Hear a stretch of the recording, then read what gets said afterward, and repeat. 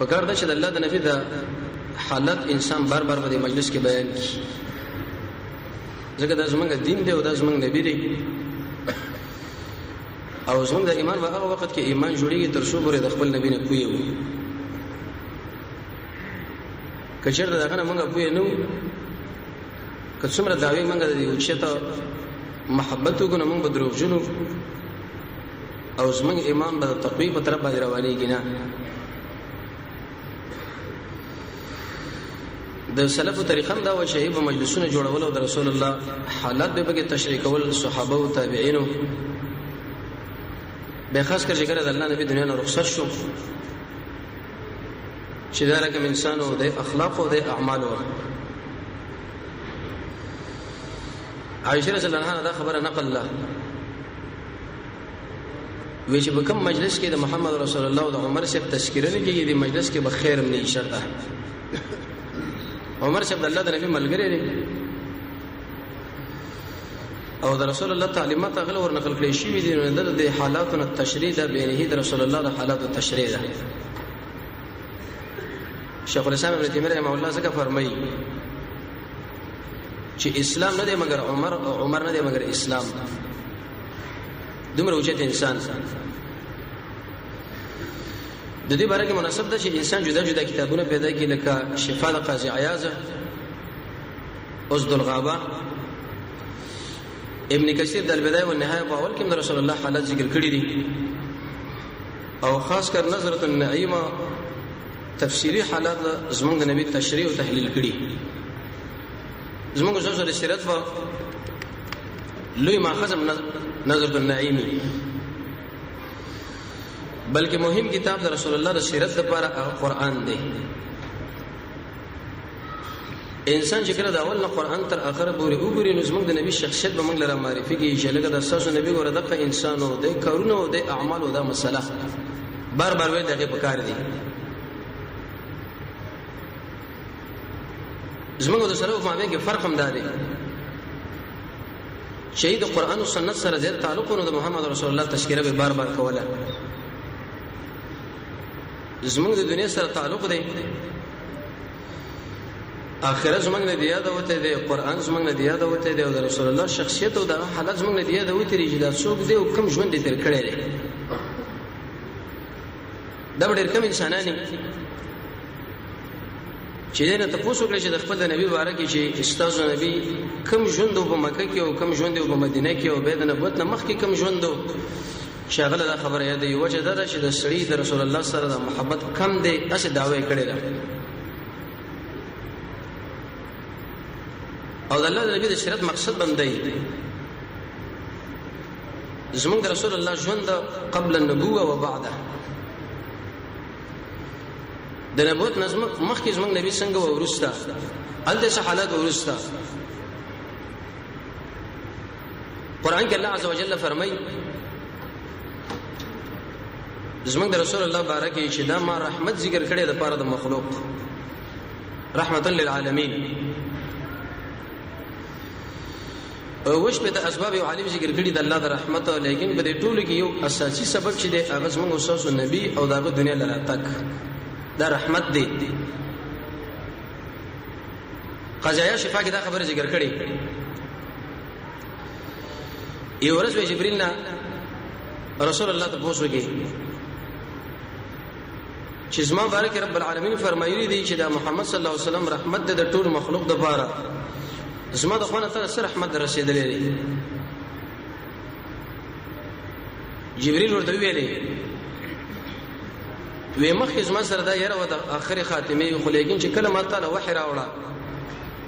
او په دې وحی کې د څه خبره وشو امین زما په صفت کې الله ذکر کینو، ما دا معلومه کړه چې د رسول الله رحمت مال راوړه چې زما خاتمه به الله خرابینا. یقینا چې رسول الله رحمت دی د ټول مخلوق لپاره.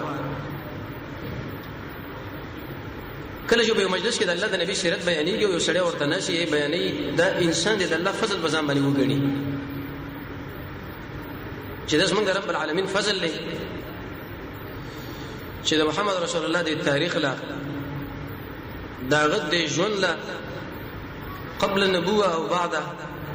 اغه لیکینو ولو بیا ور باندې مونږه بوې کړو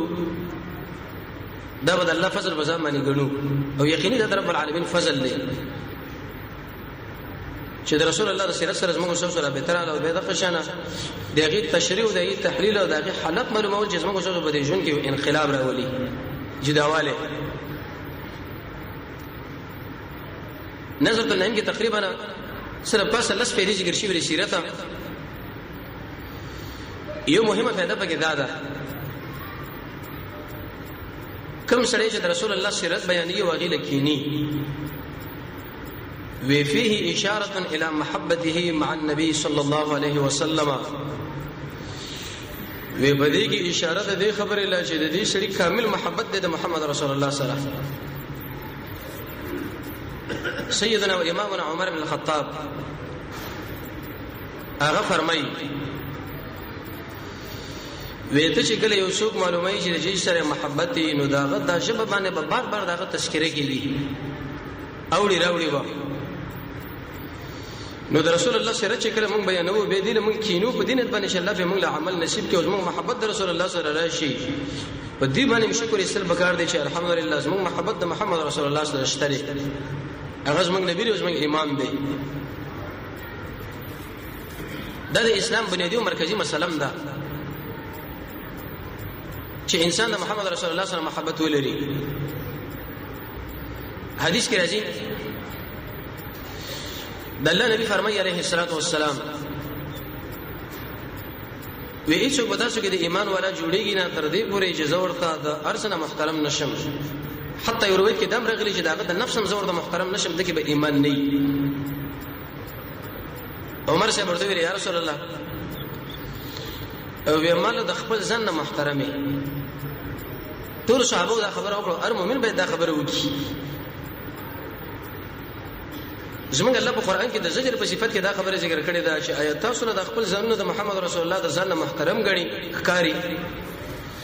هغه د بسنګر کې برخه اخلي او هغه د اسلام د بار قسمه قسم تکالیف وچته او تاسو په قلار باندې ناس الله وګوره دا به انصافي ده ظلم دی ناروا ده خبره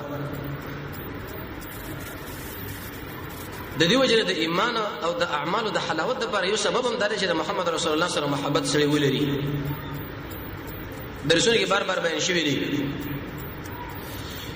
مخلوق له شکایت نه کو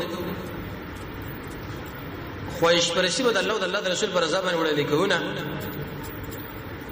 د رسول الله سره محبت لرو په دې برازه کې چې الله زمونږ رب دی او اسلام زمونږ دین دی او د محمد صلی الله علیه وسلم زمونږ نبی دی د پردې زنانه په نظر بندو حرام به نه خورو د دنیا نه به رغبتي کوو د الله توحید منو د رسول الله سنت به منو ایمان په تقدیر باندې بلرو قیامت باندې نیکه ملګری به ځان له انتخابو د رب العالمین د دشمنانو سره بورانه کونو الله به زموږ په عبادت کې خوان پیدا کړي په دې ولس اسبابو کې یو سبب دا دی چې المحبت مع النبي صلی الله علیه وسلم د محمد رسول الله سره مینا دې سره محبت ابه مانوي محبت او حسي محبت دې دوړو کې راغلي ده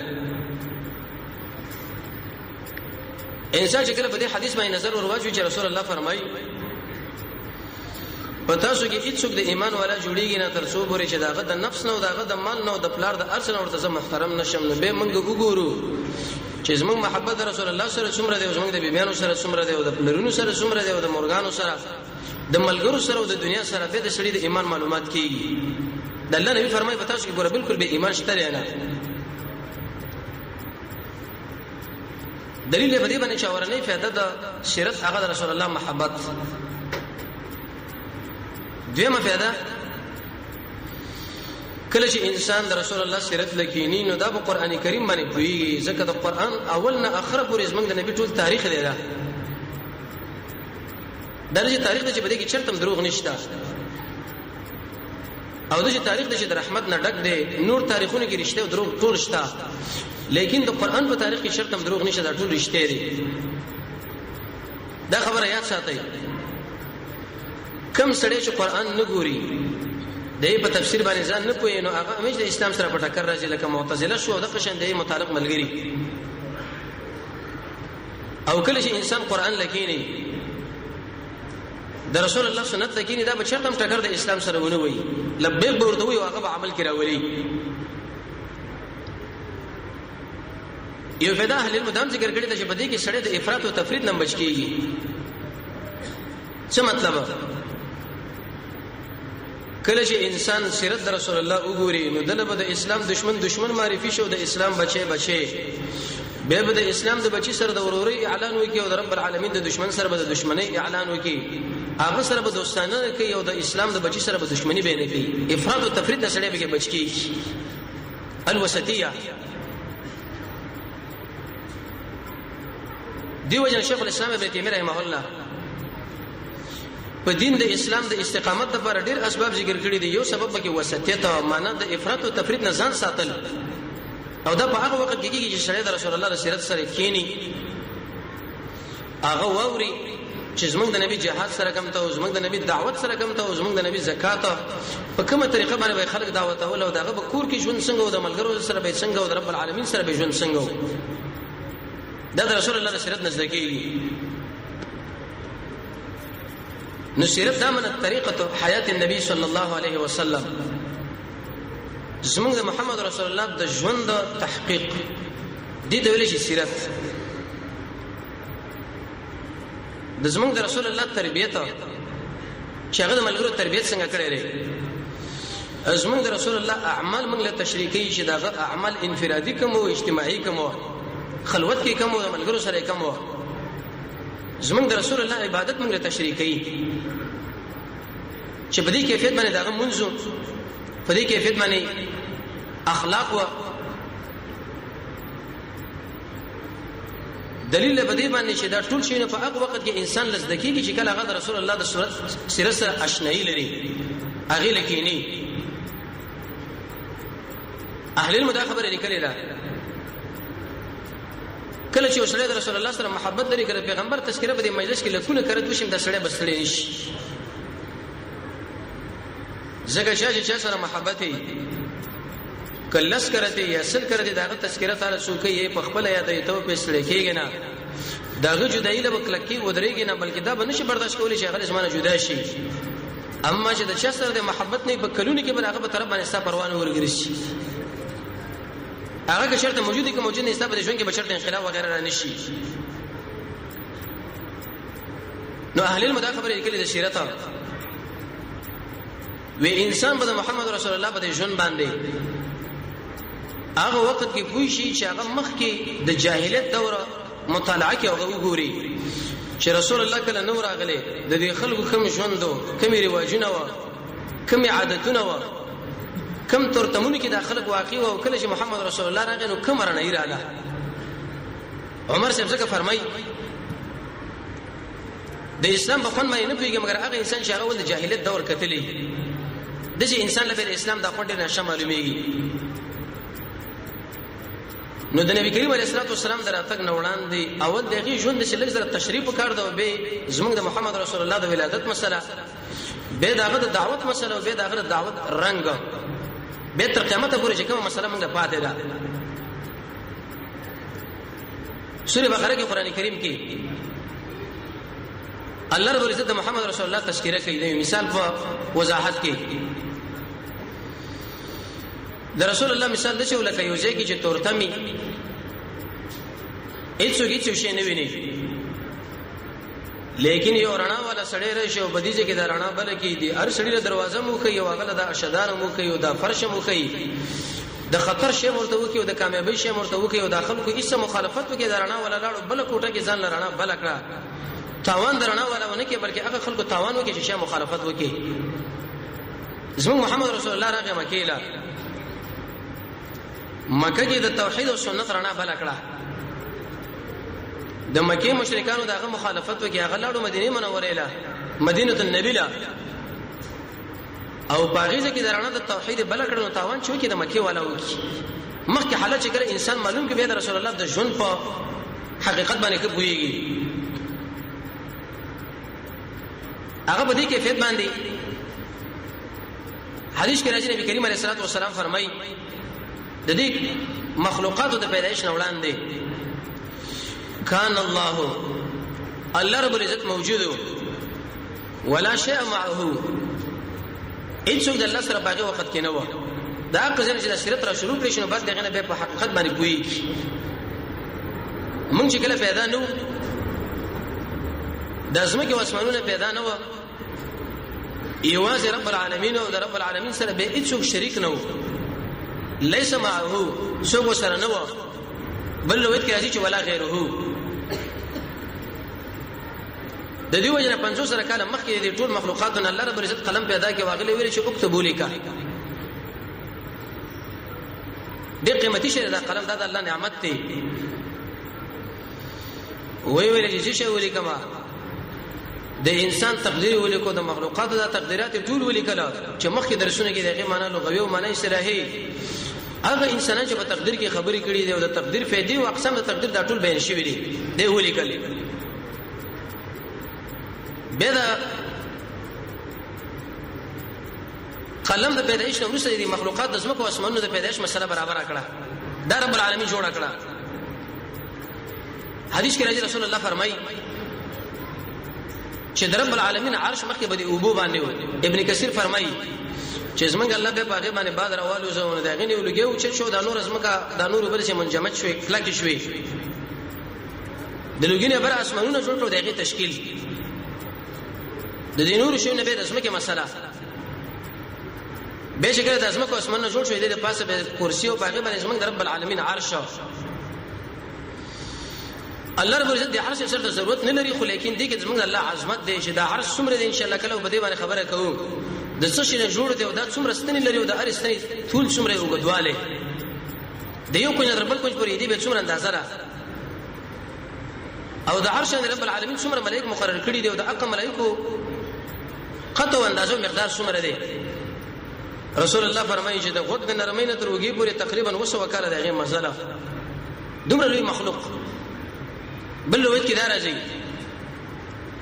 چې د شي ملائکه دي شي وګه د عرش نه د خپلانه تحت السرا کې 500 سره کله ورسره به الله رب العزت اسمانونو او د اسماء کې دا شي نه جوړ کړه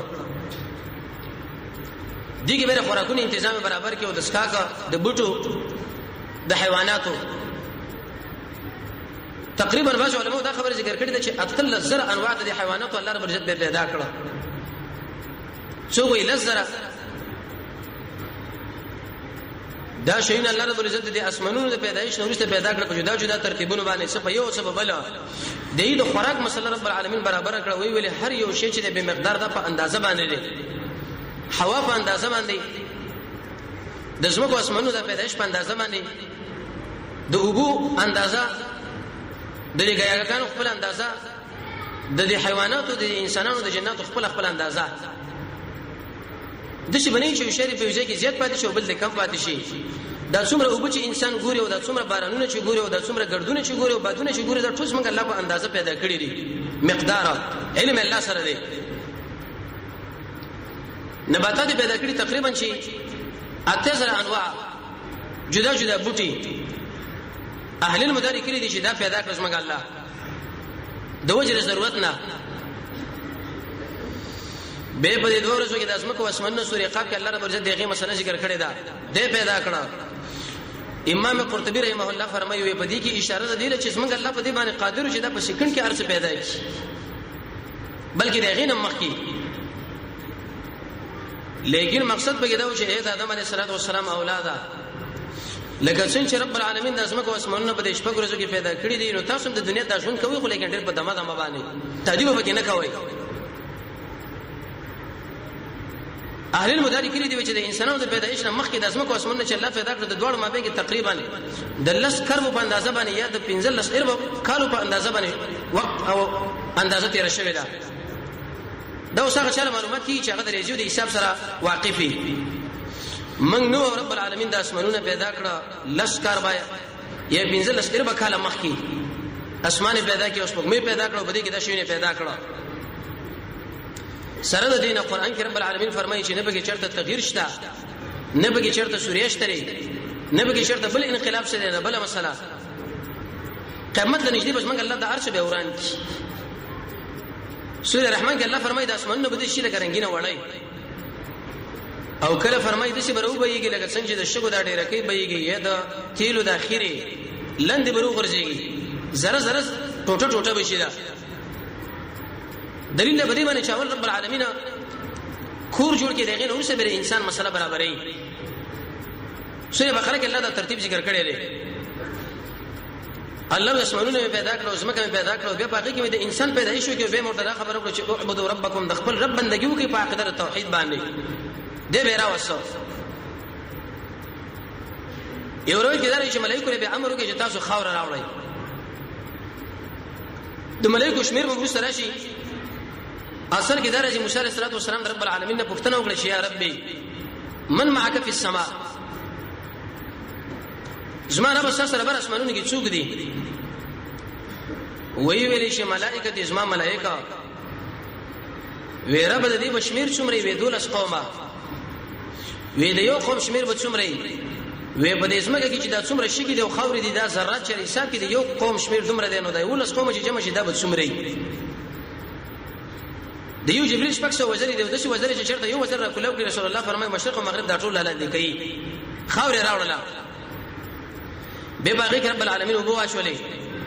او حدیث کې راځي چې رب العالمین په خپل لاسونو باندې دا واغله خلقت بيدي ادم په خپل لاس باندې به پیدا کې اکرام له د انسان د اکرام د پاره. د رسول الله په سیرت کې د آدم علیه السلام په پیدایش کې به تعقیدی مثلا بیانېږي هغه دا چې د قران او سنت نه څومره صفات د رب العالمین موږ تاسو زده کړې دي، موږ په ایمان موږ به منو بغیر تعویل او تشبیه او تحریف نه به تعویل کو، نه به تشبیه کو چې لکه ید مراد قدرت دی او پلانې په خپل لاسونه باندې پیدا کړي. دین ورسره به آدم علیه السلام کلبوتی برابر کړي. کله څنګه الله فرمایي د خاور نه پیدا کړي، کله وي د خټ نه پیدا کړي، کله وي د دې کودونی نه بدبوغونه به پیدا شو. جنت کې به آدم علیه السلام د کلبوت پروت، لیکن روح پکې نه و، ای خدای شوی و. زمونږ رب العالمین د سنو د کو د خلی د سره د سرګو د غاخونو د شبي دنه په بدن کې چې دا کم ترتیب دی دا ټول الله رب العزت په خپل برابر کړي. د دې وجه قرآن کې رب العالمین فرمایي چې حل اتا راغلی و په دې انسان باندې د شی وخت چې هیڅ هم دانه معنا ده چې په جندلم نه چې د انسان څوک دی او څوک نه دی او شکل پیدا شي چې رب العالمین مقابله شروع شي. کله الله نه انکار وکړي لکه عام دهریو چې انکار وکړي چې الله شته نه، کله برخداران رب العالمین سره شریکان جوړ کړي چې الله دې سره دا برخه ور کړی دی بل دا برخه ور کړی دی بل دا، کله شیطان رب العالمین سره شریک جوړ کړي چې الله د خیر مالک دی د شر، کله ملائکه د الله لورین وګڼي، کله جنات. یو حدیث کې دوه خبرې راغلي دي. نبی کریم علیه الصلاه والسلام اوله خبره دا بیان کړې ده كنت نبيا وزنبي وما وآدم بين الروح والجسد، او كما قال آدم علیه الصلاه والسلام چې د ما بین د روح او جسد کې ومانه ده زله پیدا شوی نو، لیکن رب العالمین زماره تقدیر مسله برابر کړی و چې د اخر زمانی رسول برازي محمد رسول الله علیه الصلاه والسلام. دا مقصد بنی چې نبی کریم علیه الصلاه والسلام ژوند دیو، دا زمونږ د نبی اکرام دی چې د ټولو انبیو د ټولو انسانانو مخکې دا پیدا شو. په دې ټول بشریت کې، په دې ټول انسانانو کې، په دې ټول مخلوقاتو کې، په دې جناتو کې عظیم انسان او د لوی اخلاق او د لوی مرتبه ولا انسان چې هغه زموږ رسول محمد صلی الله علیه وسلم دی، دا الله پیدا کړي. به د جناتو مسله برابر کړه. زموږ د پیدایش مخکې به د زمکه باندې جنات آباد و، پیرین دور رب العالمین پیدا کړه. اې چې کله بغاوتونه شروع کړه الله به ملائکه راولېږي چې عیسی غوران کې ابلیس علیه اللعنت هم د ملائکه سره یک قیدو یې د هغه په تایید ودر د خور سره کې حسد راغی. د څنګه الله د ور نه پیدا کړی د مخلوق دي کې اختلاف دي چې دا جنت لجو کې بنسي. شیخ الاسلام ابن تیمیه رحمه الله فرمایي صحیح قول په اقوال د علماو کې دا چې دا مکلف دی دا به جنت لورځي، نو به سوال دا ورېږي چې دا جهنم لاړ شي دا په خپل د ور نه پیدا دي. یو جواب دار چې څنګه الله به د ور کې د شي طاقت پیدا کی چې د بدن نور باندې وسوځي، لکه موږ هم د خاور نه پیدا یو دا کفتم، لیکن انسان چې په اول نشته درد محسوسي. دیم جواب خطیب شربینی فرمایي چې رب العالمین به د انسانانو د جناتو د اندامونو په شان د غوګو کې او د ډوګو کې او د غینو ورسوي به د ور باندې معذب دی پیدا کړو. ځکه درې قسمه مخلوق دی. یو انسانان چې هغه بلار آدم علیه السلام نومېږي،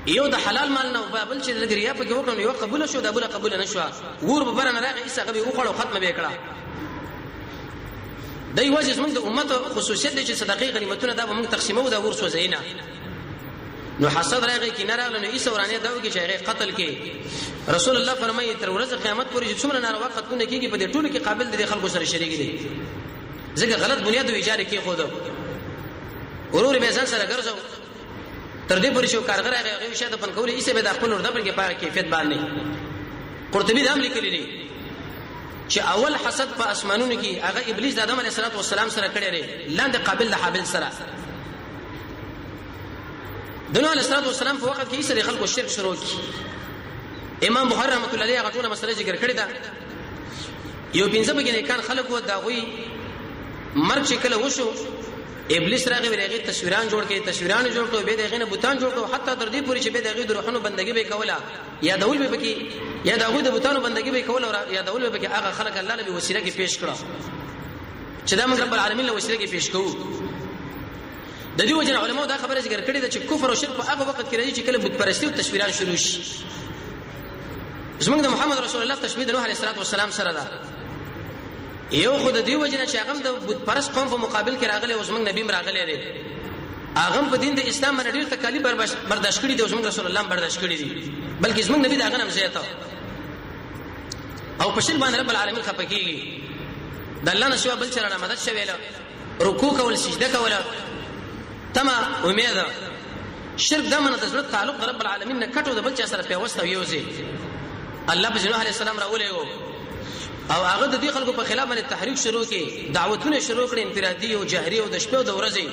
حتی تر دې پورې چې به وکړه مسلمانان شو نه نیم سو کاله کې درې بګې د نوح علیه السلام بچین نارینا دوی لوريانې وي دوی مور پلار بعض علماء اتیا کسان ذکر کړي خو لیکن شربینی رحمه الله یو موقوف روایت دا کسان ذکر کړي دي دا یقینا اوچت جهاد دی اوچت دعوت او سره د دینه چې دا نبیم دی فصیح هم دی تقوا پکې دا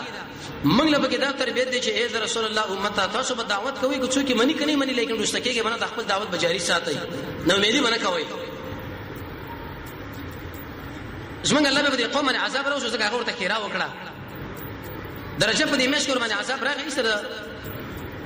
عاشوری په لسم باندې الله رب العزت دوی نجات ورکړي او خلک برباد شو دونه علیه السلام بچ کېدل د موسی علیه السلام بچ کېدل حدیث کې راځي بخاری کې د حسین رضی الله عنه شهادت وغیرہ دا ټول په دې لسم باندې راغلي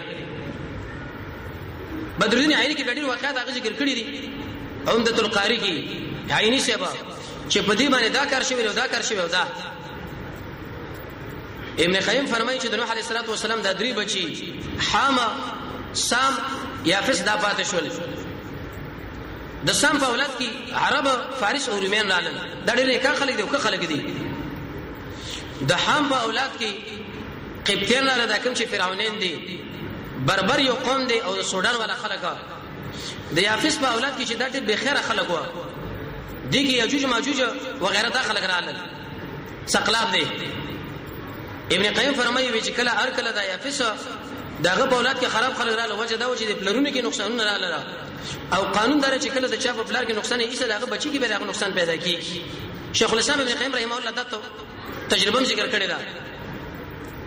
وې د ډیرو نیکانو علماو بچی ایسه الله خراب وکړي او د ډیرو خراب انسانانو بچی هغه نیکانو کې دا وجه سره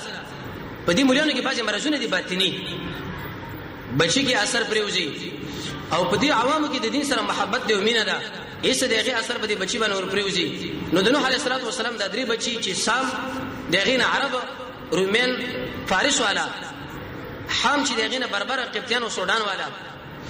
او یافس چې دغه نه ثقلب او یجوج او ماجوج او داخله کا تر دې پورې د